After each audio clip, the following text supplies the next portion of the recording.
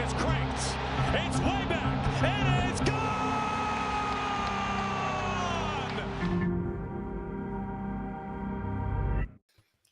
Josh Naylor is officially a Seattle Mariner. I mean, we were planning this night to talk about the Mariners trade deadline, who they should go get.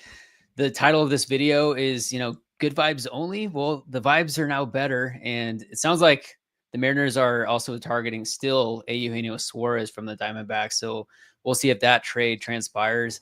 We'll get into all of this stuff and more. But first off, make sure to like and subscribe to the Couch GM for more content like this. And if you didn't already know, I'm a full-time mortgage broker when I'm not making these sports videos. If you're looking to buy, sell, or refinance on the West Coast, Washington, Oregon, California, Idaho, or Arizona, make sure to reach out. I'll have a link in the description of this video to reach out and connect. And tonight I'm joined by Gavin Height and Chad from the Up West Sports podcast. Guys, thanks for tuning in, for hopping on. Make sure to follow them across social medias. Make sure to subscribe to their YouTube channel. Follow them on Spotify and everywhere else. How's it going, guys? Super stoked to be here. Oh, yeah. Super stoked. Yeah. As I was saying earlier, when we're prepping for this, longtime listener, first-time podcaster. I know I'm just joining Up West Sports, but it's kind of good to be a part of your podcast, Connor Webb. So yeah. Thank you. It was good to hang out at the WCU Mariners game this past weekend. Oh yeah, that was a good time. It was really good going to the Marco Polo bar. Always great going there, seeing Jimmy Rogers and getting to really just talk to him. Just so this natural as far as like conversation goes, and I like the direction of the team. So yeah, it was great. Can we get a flash of the shirt? Yeah. Oh yeah, get it on there. I had to get this right away when I saw Boo repping that. I'm like, oh, and my son's name's Cal, so it's just gonna be a shirt that rocks for the rest of my life. So fired up. I love it. That's awesome. Yeah, Connor, thank you again for having us on. We're really fired up, and honestly, what a great night to be on here talking all the trade rumors that we were getting ready to talk about, and then boom, we get some big news with Josh Naylor. I think it was a win all around. I know we were talking a little bit prior to. I think it was a win all around. They get Brandon Garcia, who I think as our fan base knows, Brandon Garcia, upper nines from the left side. What a get. And he can go either way. He can be a starter if they choose to, push him back into that role, or he can be a really good reliever for him. So fired up for them and who they got. Ashton Izzy still ceiling's there, and he's been showing signs. There's still, the walks are a little bit high. The ERA, I guess when push comes to shove, he still gets guys out when he needs to get guys out.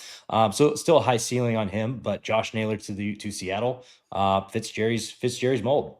Very big fan of it. Yeah. It was a guy that you knew Jerry was going after this in the off season. So, DePoto always gets his guy eventually in the end. So it was nice to really just give up. For us, was two relievers really in the future. One of them might pan out as a starting pitcher, but I like the opportunity to get an impact bat in our lineup, and the cost wasn't too high. And I think I see it as, it really reminds me of the Luis Castillo trade, where we're getting an impact player, opportunity to extend beyond this year, and really just showcase what Seattle's all about and see if we can actually get him to resign. So that was a good deal.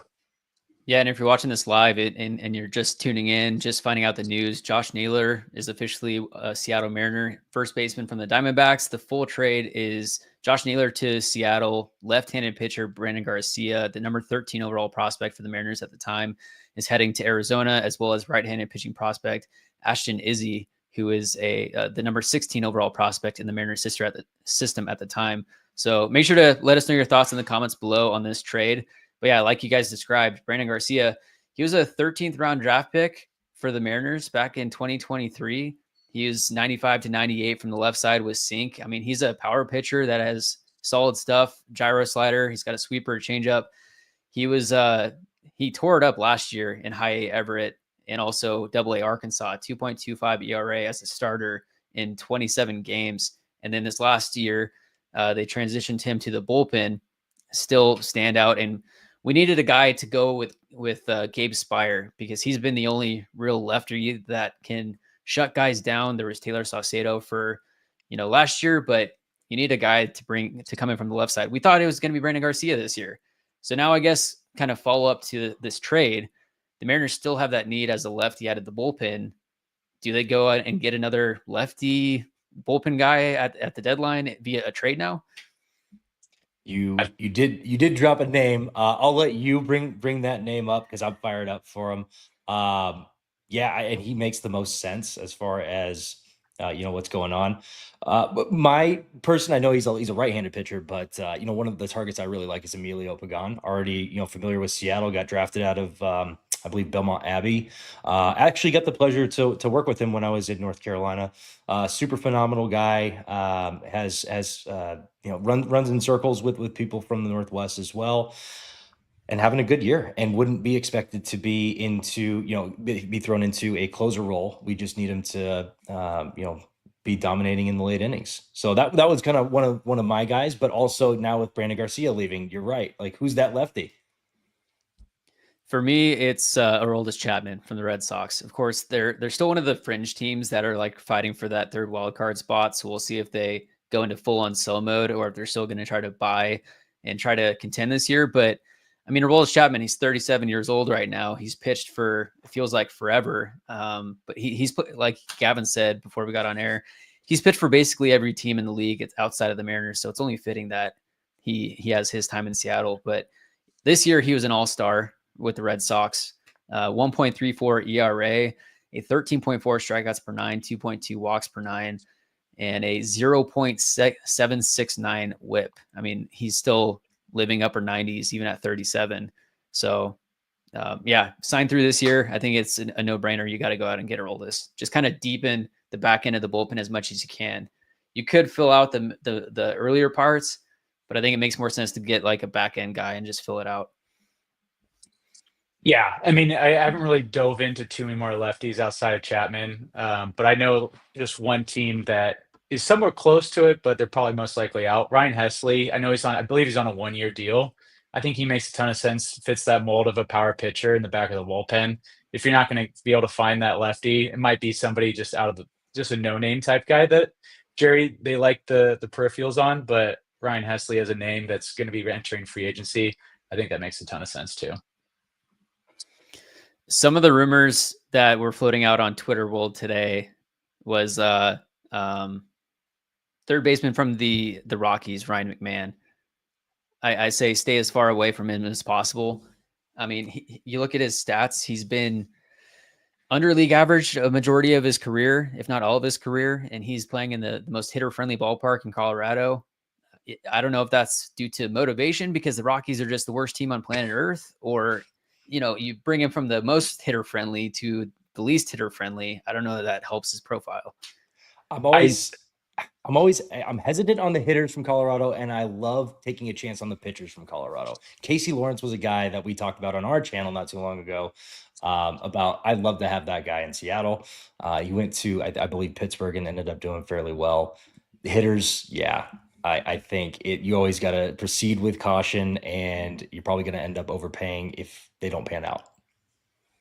I'm just a big guy on vibes or everything. If you're in a clubhouse that's full of losing, and the guy has the abilities. I feel like Ryan McMahon. It just depends on what the cost is. If Colorado Rockies are going to pay down some of that contract, and we don't have to really give up much, I listen to it. But for me, like third base, I look at Brian, Williamson. He's pretty good. I mean, he doesn't have power. And so if we can find that piece, and he's struggling versus left-handed pitchers. So if we can find that piece like a Willie Castro, I feel like that could be a name that you look at. He's batting around, I think I don't know what his WRC plus is, but he's batting like 310 versus lefties at least. So he's got some pop. He can play everywhere kind of around the field.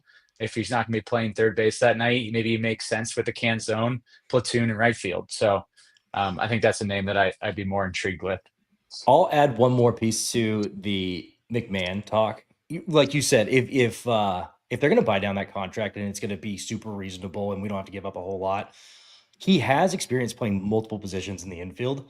If he turns into a Dylan Moore or our Dylan Moore moving forward, because obviously we've seen kind of what Dylan Moore is doing, I wouldn't necessarily be against that, but it would have to come at a like significant decrease in cost, and we're not giving up a ton.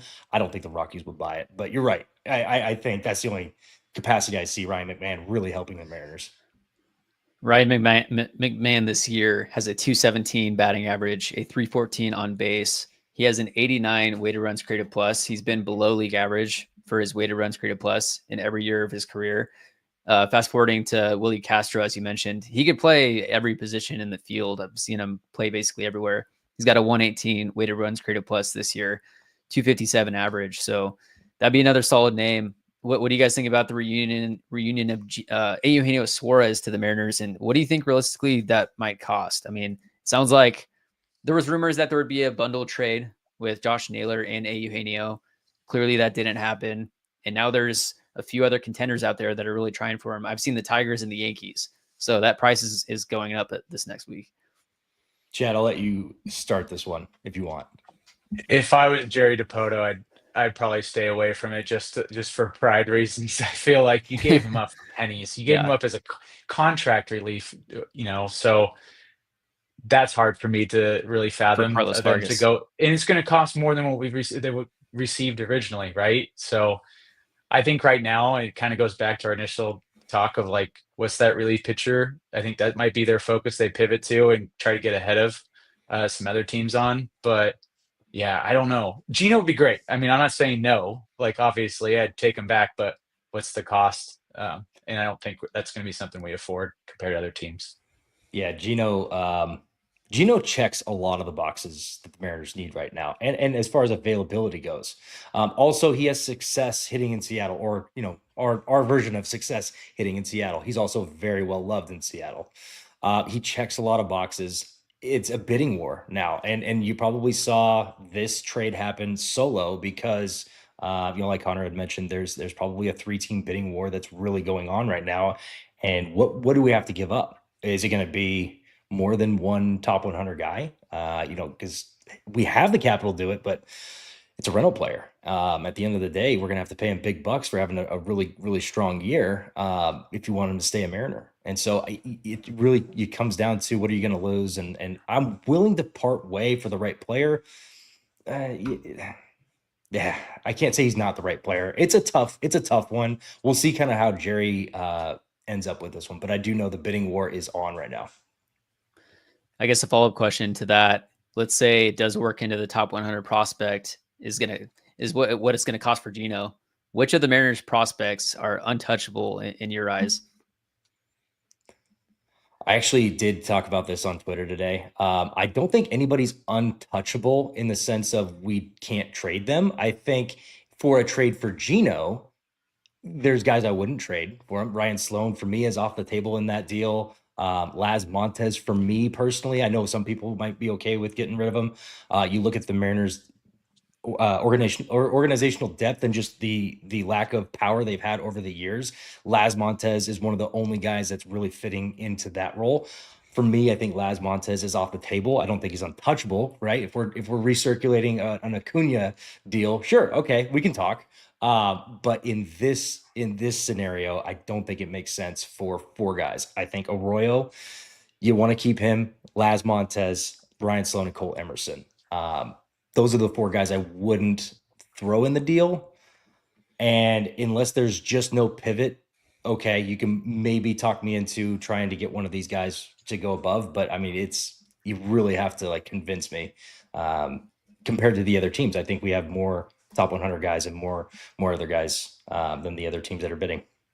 Yeah, I second that on Montez. And Jerry's talked about before, he wants to continue to have waves of players and waves of players fitting into certain positions where guys' contracts are coming up too, is kind of the way I think about it. And so a guy like a Rosarina, he has 1 more year after this on his contract. So I see Montez fitting into that left field, corner outfield role, and he's going to be filling the shoes there in the future. I don't know if they're going to get that kind of contract up then. So Montez for me, absolutely not. Unless we're talking Acuna, which I gladly take him in the corner outfield. But outside of that, I'd be okay up with really anybody. But for Suarez, I'm not giving up a top 5 prospect of ours for him. Yeah. For me personally, I think Ryan Sloan is almost the most untouchable. He is like a future Garrett Cole type ace. For just looking at him, he's 18, maybe 19 years old now, but he's 6'4", 220, 240. I met him in person. He's got tree trunks of legs. Like that just screams like innings eater. And he's going to be sitting upper 90s, for 7 innings for years to come. Also, I feel like personally Colt Emerson and Lazaro Montes are the other two. Like outside of those three, I'd say, not talking Geno specifically, but you need to go out and win this year. So, there's no prospects outside of those ones that I feel like you can't trade. And now the question is, what trade will it take to send off Harry Ford? Because we saw that he was about to get his cup of coffee if Mitch Garver was going to hit the IL. There's, Cal Raleigh is the catcher for the future. Obviously, Mitch Garver's contract expires this year, but are you going to really have Harry Ford being a backup catcher position next year, or are you going to trade him right now when he's at top value? I think the reason why he's been in AAA this whole time is because they're prepping him for a trade.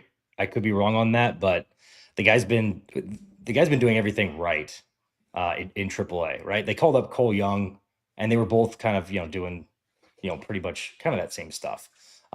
So yeah, I think he's being prepped for a trade. I wouldn't be surprised to see him gone. I know. Shout out to Jake from Raise the Trident. He's at the Tacoma Rainiers game tonight. He got some access, and he said he's going to be letting us know about team hug and if there's any hugs in the dugout or anything like that. But I wouldn't be surprised to see him traded. But I'm also like, okay, like there's another good player that can play. He can be the Wilson Contreras. He can play a couple different positions if need be, kind of moving forward. So it could go either way. And honestly, I know you asked my opinion, and I say it can go either way. But that's kind of my story, and I'm sticking to it. I'm going to say no. It goes back to the having waves of players. Garver's contract's up after this year. He's a September call-up guy, in my opinion, and maybe he can augment our offense later on in the year. Injuries do happen. I think he's a player. You look at him, his abilities as a hitter. He could be a top 10 catcher in Major League Baseball. So you look at historically Mariners, what that staff likes to do is have double catcher lineups. So I see eventually where I think Harry could force his way into the roster. Polanco's contract up there after this year, and he's taking up DH right now. So I'd gladly keep Harry, even if it's him just continue to get reps in AAA and not trade him. Now, if a guy like Jose Ramirez with the Guardians all of a sudden became available because they want to reset, absolutely. Like that's the guy where Cole Emerson, Harry Ford, what else do you want? So I do agree. It doesn't have to be a significant trade. I'm not just willing to throw him away. But also, did the stars align with them drafting 3 quality college catchers this past year, too? I mean, Luke Stevenson is... Writing's on the wall. Writing's on the wall. Yeah. Grant J, I thought Grant J was a top 5 rounder. In all honesty, I thought he was a top 5 rounder. I don't know how he slipped that far. Maybe it's just because he played at Dallas Baptist. I don't know. But Luke Heyman was really good at Florida, and then you got Luke Stevenson, who also has kind of the big dumper vibes. Like he's high strikeout, high home, big power guy. So I think with those 3, it signals that there could be a trade with him. So I wouldn't be disappointed, but yeah, it has to be the right one. Chad, you floated out a third baseman. Gotta talk about him from the Pirates. Oh yeah. Let's talk about it. It's one of those things too. I don't know if I wanted to bring it up, but it was actually I saw on MLB Trade Rumors that it got brought up. But O'Neal Cruz is just somebody that voice has intrigued me, and it kind of goes back to like good vibes and getting off a tough team to be on. But he's obviously got some ability. He's a guy at 100% trade for. But do we want all those lefties in our lineup? He can't hit lefties. Like I'd have to pull up his stats to confirm that, but pretty certain he can't hit lefties. So it's like, does that make sense for our lineup now? I don't know. But yeah, I totally would entertain it. He has the ability to play outfield, and why not give him a chance at third base? He wasn't able to do it because he had a gold glove caliber third baseman blocking that. He couldn't play shortstop. So I think it could be a fit for the Mariners, but I'm not certain now, just with the addition of Naylor. But I do like O'Neal Cruz. I'm a big fan of him. Chicks dig the long ball, so Chicks dig. sign me up. Chicks dig the 118 exit below. Yeah. We'll see. Yeah, we'll see. What did he hit? What was it, 515 500 foot? Yeah. Yeah, 515. absolutely demolished. Who's see ya? Yeah. Yeah. Oh, I did see a comment. Mitch Hopkins mentioned Stevenson sounds like a left-handed Zanino. You're not too far off, in all honesty. Yeah, I saw a lot of that too. I guess I should also explain. My big area of expertise. I used to coach college baseball, so college baseball is like really big to me. I follow it, and that like the draft is something that I'm really big on. But Luke Stevenson wasn't my first catcher off the board. But now that I've done some more digging onto him, I didn't realize how many walks he also had. I saw the batting I saw the slash line, and I was like, oh, okay, all right, like 254 in the ACC at North Carolina. I was like, all right, we'll see where that ends up. But the more I dig into it, I like his upside. He does remind me of Cal. Yeah, I mean, kind of talking about Chad, what you were saying about O'Neal Cruz, just the fact that he's a lefty now. Now it's a heavy lefty lineup, and then also where do you find reps for Dominic Canzone? Of course, Luke Raley, he's still got to find spots for him. So it makes sense that there's another righty coming at some point. Yeah. And you just wonder, like, it can go any direction, but we have so many lefties in that lineup now, and I could see us moving one of them. Honestly, I see Rayleigh is very expendable now. I don't know Canzone where even?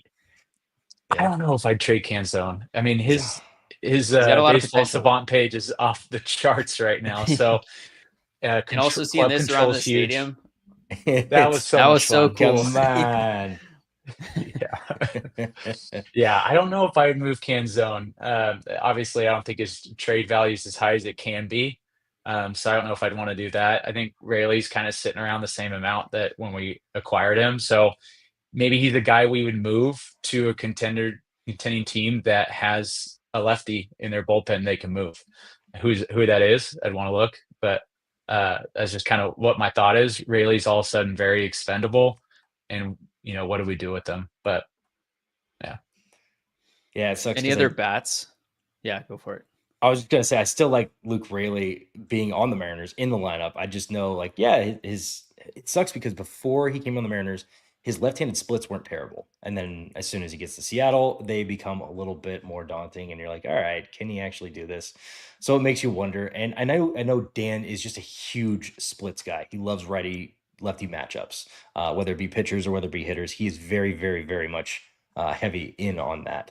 So yeah, Chad, I agree. I think one of Canzone or Luke Raley, and most likely Luke Raley, will probably get moved. yeah, I mean, outside of like other bats, I mean, going to another Pirates hitter, I don't know if it's really that exciting, but Cabri and Hayes, I know they've talked about everybody's expendable. Is that somebody we'd want? I don't know how much that really improves, and do we want that contract? No. And then Johan Moncada, that was a guy that I wanted in the offseason for super cheap, and I Same. still think it makes a lot of sense. But yeah, I mean, outside of that, like, I don't know what we're really. I don't really see another hitter out there. I think we'd be looking more to improve our floor, and I keep going back to Willie Castro, a guy that worked out with Julio in the offseason. I think he could add some serious vibes to the clubhouse. Vastly underutilized by Minnesota. When I watched our last series, I think he only played one of the 3 games. So I think he's a guy that's also expendable with Minnesota, and they could use players pretty much in almost any position. So I think that's an opportunity right there. Do you guys feel that there's a rotation issue with the Mariners this year? Or are you in the camp that we're good to go? We have the depth with Logan Evans, Emerson Hancock. Of course, you're kind of banking on the health of Logan Gilbert, George Kirby. Brian Wu has been an ace this year. He's third in all of baseball in efficiency. He has 14.27 pitches per innings pitch, which is third in all of baseball. What are your guys' thoughts on the rotation? Yeah, rotation definitely needs something. Either one of the guys to step up to what they used to be, because we've had Luis Castillo has been fairly good. Obviously, it wasn't the greatest outing just recently, but he's been fairly consistent, and he's given us a pretty good year. Actually, better than pretty good for his standards. It's just kind of a pretty good year. But for It was concerning early on. It seemed was. like Velo was down, but then now he's back to 96, and he's got the stuff. Yeah, I did want to shout out Brady Farkas on ours. He threw out a name, Charlie Morton could be a That's cheaper right. option. That could be, because you don't need a top guy. You don't need Sandy Alcantara. You don't need one of these guys that can hopefully come in and blow the doors off. You need just, I guess, good veterancy. At the beginning of the year, I was a big fan of bringing on Max Scherzer. Unfortunately, that just didn't come to fruition because he brings more than just veterancy. He brings kind of that FU mentality. We don't have a ton of that, in my opinion. Granted, I'm not in the dugout. I don't know. I'm not in the clubhouse, but I see good vibe, but I don't see like, hey, let's bury down. We got to kind of move forward and have that type of mentality. And Max Scherzer is 100% a psycho certified, and I love the guy. But I think Charlie Morton kind of answers the bell on that. He'll be a back end, can help you out. You don't need to go Emerson Hancock. You can spell him with one of those guys when need be, or move one of those guys to long relief and spell one of the relief guys. What about a guy by like Seth Lugo, Kansas City? He dominated the Mariners recently. I think his ERA is still sitting 2.8. I wonder what's his contract look like right now. Curious on that, but I feel like that's a name that. Oh, I mean, I like guys that are Mariner killers for some reason, but that's a name that I've always kind of just really thought of. And then so a player that, I mean, going back to another Pirates player that's probably very available is Andrew Heaney. Let's get a left-handed pitcher in our rotation. I like his slider. I'd ask him to throw it more. That's another name that if we want to go somebody a little less expensive, I'd be looking at Andrew Heaney. I got I just thought of one too. Adrian Hauser, also a Mariner killer and also a former Mariner himself. He's been on fire this year. He could be another cheaper option. Kind of along the lines of Seth Lugo, kind of, didn't. I guess Seth Lugo had a good year last year too, but this year just kind of came out. Yeah, he's doing really well. But I think he's going to cost a little bit more just with the track record of him. Adrian Hauser could be a cheaper option, and he'd fit perfectly into your 3, 4, 5 slot. Yeah, I like your. I'm happy you brought that up though on starting pitcher because I mean, especially going in the playoffs, you don't know what injuries look like going into the back half of the season. Bryce Miller probably not coming back this year, I'd imagine. Right, So you don't have that. And do I want our current five? Oh, like Hancock and do we want those guys in the back of our rotation and somebody we depend on in a playoff game? I don't think so. So I think you definitely have to look at that. And I guess one thing that is nice, sorry to cut you off, Connor. One thing that is nice about once you get the playoffs, at least for the first two series, at least for the first two series, you don't have to worry about getting through 5 guys.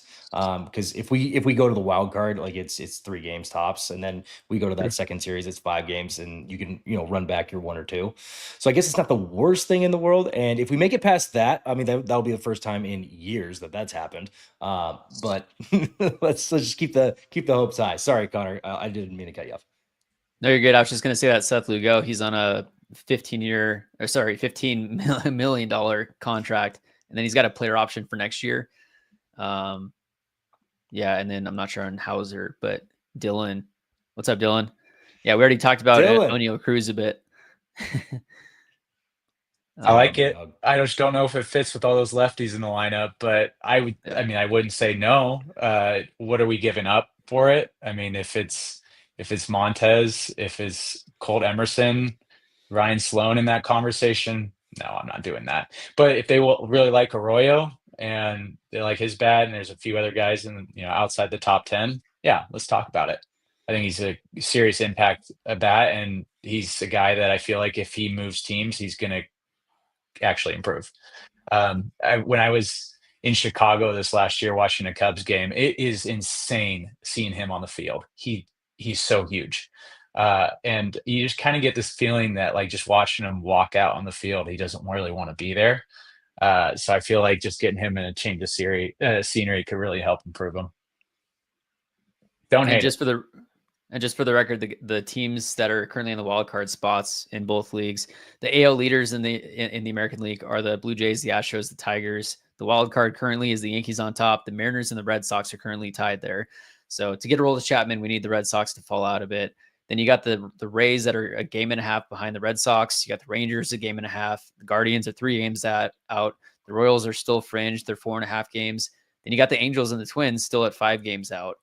And then on the National League side, you got the Brewers, the Dodgers, the Mets are currently divisional leaders. You got the Cubs at first place in the wild card, the Phillies, then the Padres. Then you have the Giants 1.5 games back of the Padres. You got the Reds 2.5 games and the Cardinals 3.5 games out. Outside of that, it's like the only, full-on sellers. I guess the Diamondbacks are starting to sell, but also the Rockies, the Nationals, the Pirates, the Braves, surprisingly. I guess one name that we didn't cover, Marcell Ozuna. I mean, I think that's you got to put him at DH, obviously. So that limits your DH at bats. Jorge Polanco's a DH only now from the left side, but could make some sense, but it could be a logjam also. I'd be very surprised if Jerry went with Marcell Ozuna, because we've known Jerry to bring in good off the field players. Humans. And Marcell Ozuna has his off the field stuff that has surrendered him in the past. I'd be very surprised, but just looking at the baseball player alone, yeah, it's like you don't really have anywhere to put him. It's the bat and the bat only. And how much is he going to be? I can't imagine he'd be a lot, because his value isn't super incredibly high. So yeah, I think on the character side, I'd be very surprised if Jerry went that route. But also, if we did go that route, what would that look like? And I can't imagine it would be much more than like prospects 15 through 30. They get 2, and we call it a day. Mitchell Hopkins, what are your thoughts on Luis Robert Jr.? He was injured for a period of time. He just got back from the injured list, and I'm holding him on my IL on fantasy baseball. Like, my roster's full, but he's going off the past week or so. You look at his baseball savant. Yeah, it's nothing impressive. Again, like McMahon, is it a chain of scenery type thing to where he's on such a bad team to where it's just demotivating? Like, what motivation is there for him to go out and try to perform? He's got a 206 batting averages this year, 293 on base. I like Luis Robert, but yeah, I think it's a change of scenery, and it's a complete flip of a coin what you're going to get. And also just the injury history. And I think the White Sox at this point may take less, obviously, than last year. But I still think they're going to try and capitalize they're going to try and sell as high as they can. And they're going to ask for like 2 top 100 guys. And I don't know if that's worth it. I just don't think they can ask for 2 top 100 guys. No. I mean, they're already saying that they're going to pay down part of his contract. So if they're going to do that, I think we're looking at, again, like a guy that might not have a spot with the Mariners, Michael Arroyo, and then one of our starting pitcher depths, maybe Logan Evans type, and because they need starting pitching. If it's those 2 players and we can go out and get a starting pitcher here before the deadline, I'd 100% entertain a Robert. Like, yeah, no doubt. He's a great player. I think he's worth the coin flip. It's just, what's the cost? Yeah. So Luis has 15 million this year. He's got 2 club options the next 2 years, both for 20 million apiece. So, I mean, when he's healthy, he has the potential to be one of the best players in baseball, but he's not been healthy, and he's been on the White Sox. So, yeah.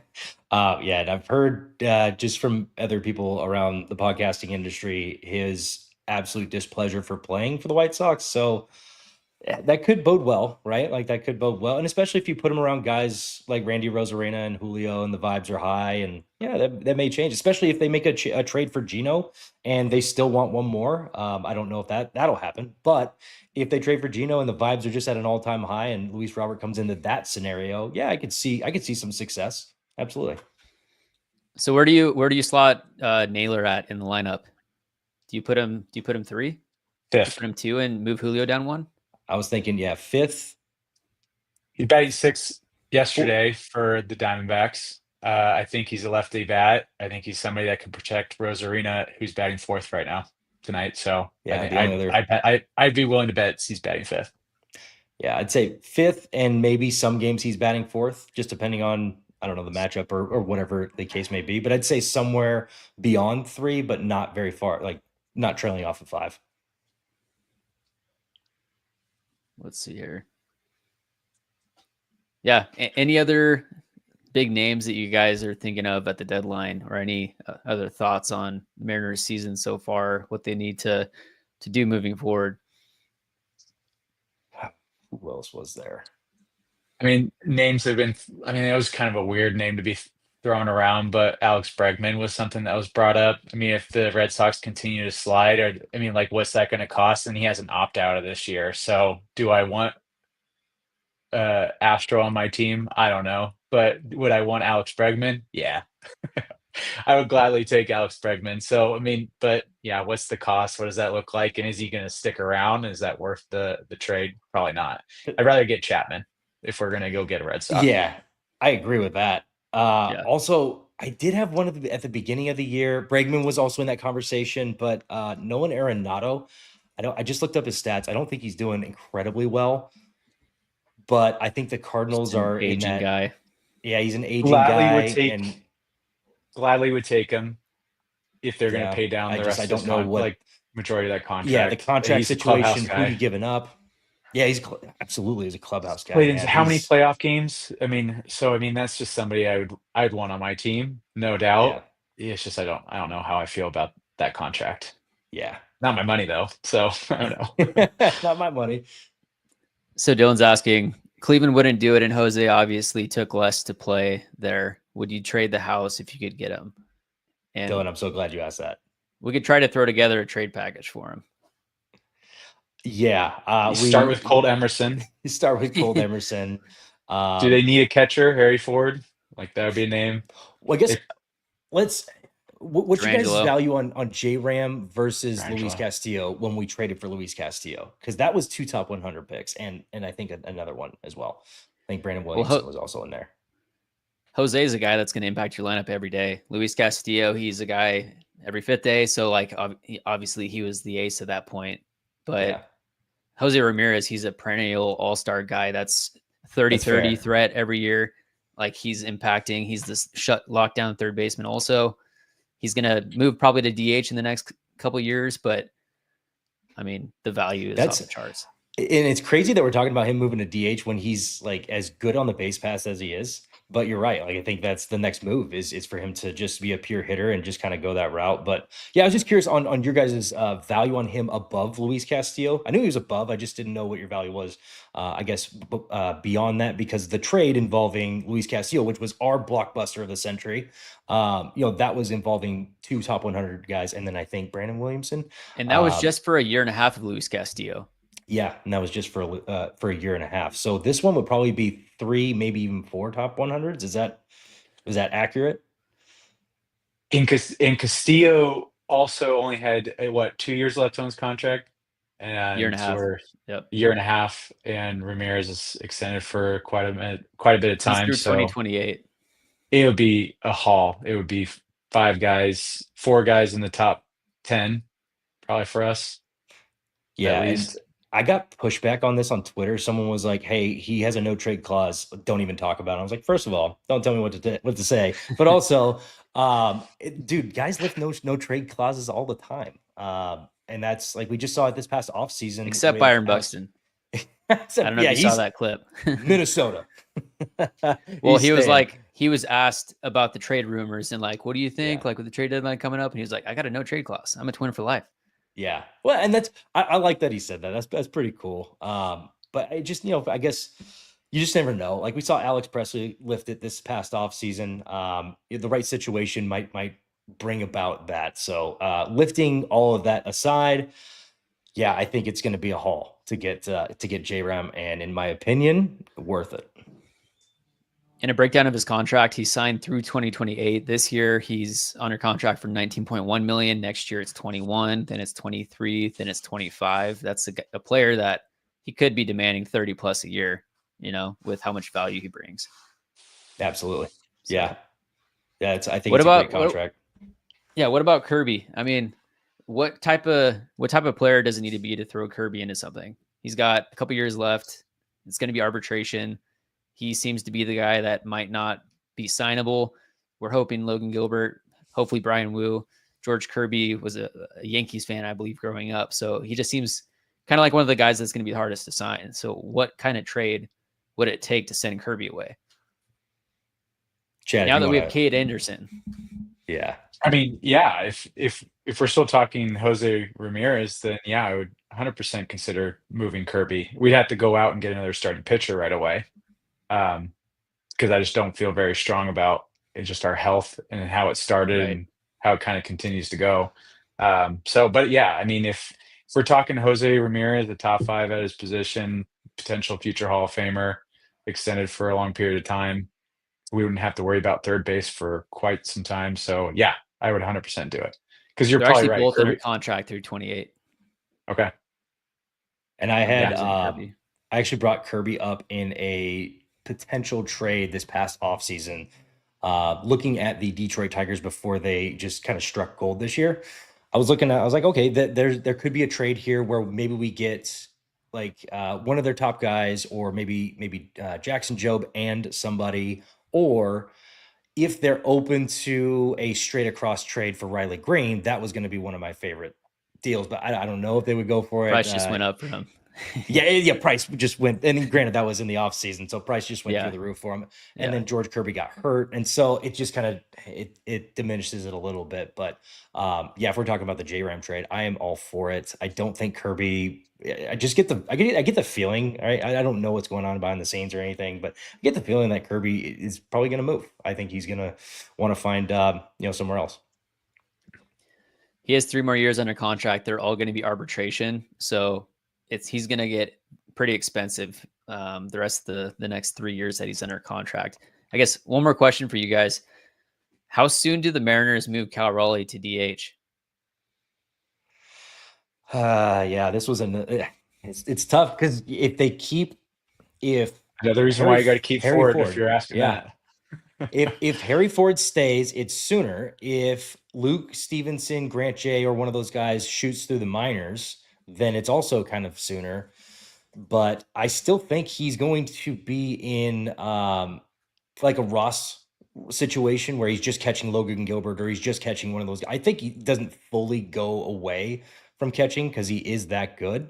But maybe just so you can get 600 at bats from him in a year, maybe he does do a situation where he's, like Ross and John Lester, where he's just catching Lester, or he's just catching, one of our guys, and he just pinpoints that and just has his day. I could see a transition as soon as maybe 2027 into a role like that where we're getting more at bats, or as soon as next year, if we really if he's going to hit 50 plus bombs this year, why are we not trying to get the most at bats out of him and the longevity of his career from his knees? I got one. What about Westbrook? What do you guys think about him with Baltimore? My thought is Trevor Rogers looks really good coming back from injury, and you throw him a George Kirby, or you send him multiple starting pitcher prospects, and you get a Westbrook back. Is that something that would intrigue you guys? Westbrook was a guy in the offseason, or is that Westberg? Westberg, yeah. Sorry. Yeah. Westberg was a guy in the offseason that made sense in the trade options that could be, because they need pitching, we need bats at least prior to the offseason, and heading into next year we will too. But definitely makes some sense. Second base and third base, right? Yeah, we second play base, third base. Third. Here's the other crazy one. Because his bat profiles like it, Brandon Williamson making the move to second at some point in his career, the bat profiles like it, and the guy's a really good infielder. Working with Perry Hill, I don't think the transition from third to second it'll be hard. Like no doubt it'll be difficult, but I don't think it'll be super difficult where he can't make the move.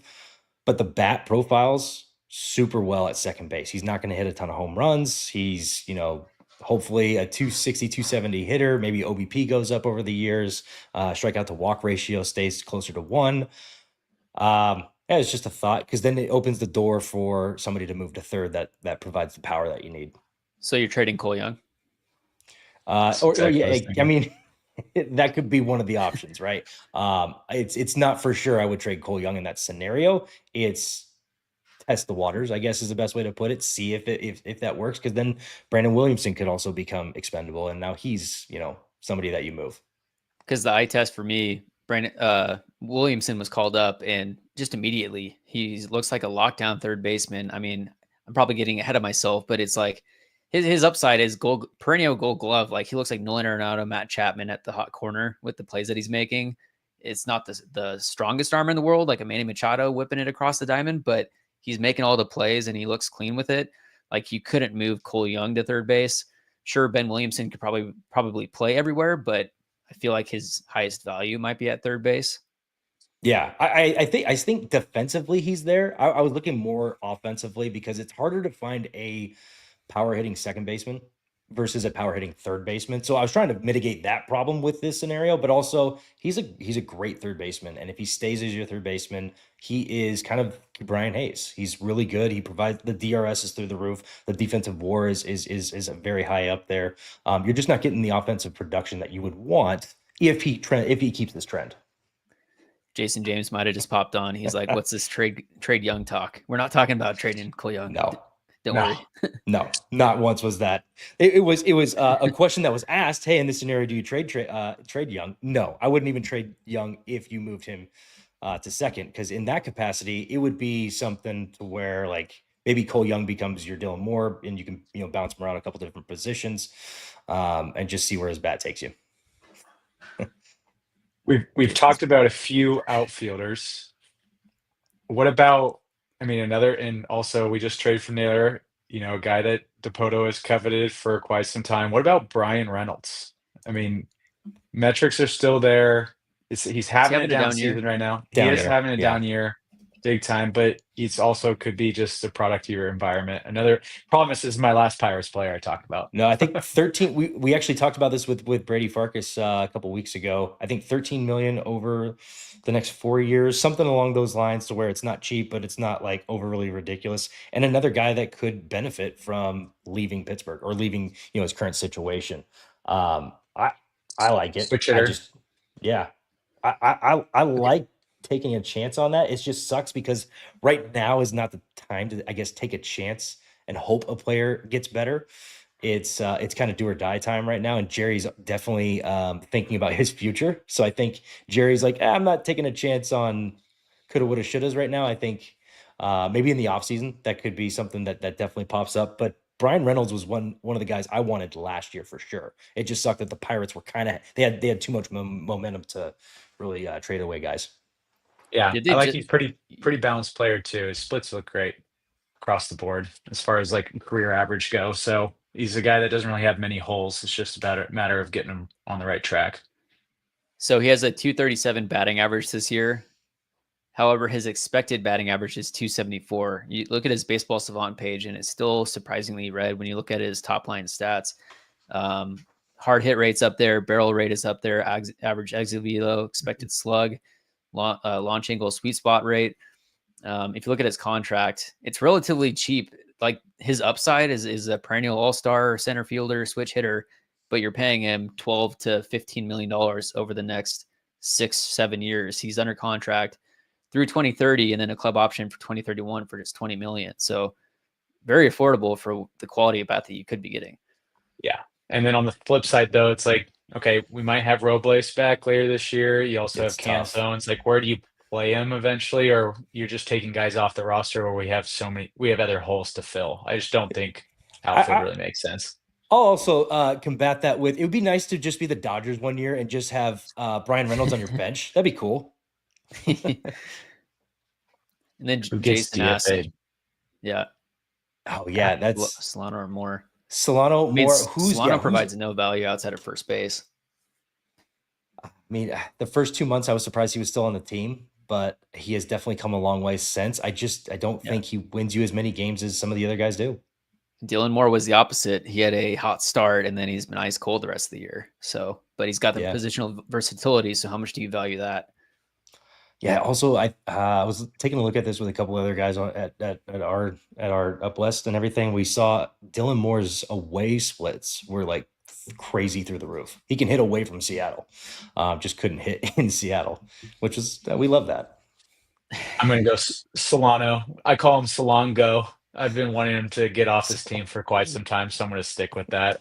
Either one wouldn't really bother me, but I think when it comes down to it, what makes sense, keeping a guy who has position versatility. You look down in the minors, like we don't really, we have Samad Taylor kind of that can do a little bit of that, but really don't have that guy on that next level that can help there. So I think I'm going to keep more around for a little bit. But I'm hopeful that they add a guy like Willie Castro that upgrades our floor. I'm a big proponent of, like, if we can't get the top name guy, at least upgrade the floor. So I'm hopeful there. I still think Samad Taylor does better and has a higher ceiling than what you're getting out of both of those guys that we just mentioned.